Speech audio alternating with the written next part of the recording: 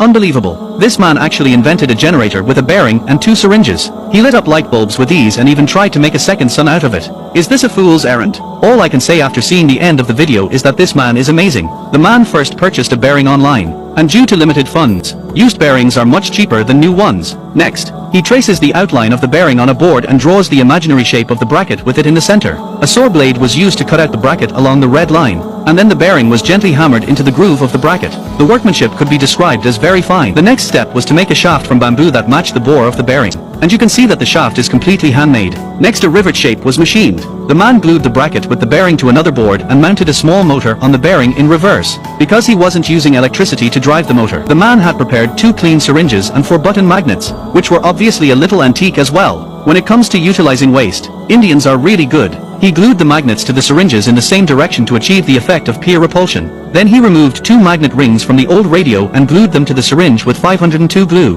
Now put the pusher into the syringe to see the effect. When the pusher is near the bottom, the magnetic force of the magnet repulsion pops the pusher back. Take 2 yogurt straws, cut them to 2 centimeters long and glue them to one end of the pusher with hot melt glue and make 2 simple springs out of bicycle strips. Next it was time to start assembling. First connecting the syringe to the bearing with a simple spring bar, then fixing the syringe to the bracket with hot melt glue, so that when the bearing rotates it will drive the actuator to make a piston movement in the syringe. The other side was fitted in the same way, so that a generator was complete. Only one of his fingers was needed to start the machine, and now the man was about to prove whether the great conjecture of the artificial sun could be realized or not. Just like that, a simple device without any energy input actually did light up a light bulb. The man said that if the device could be enlarged 10,000 times, it could light up its city 24 hours a day, and if it was enlarged 1 billion times, it could create a second sun. What do you think about the little brother's great solar dream?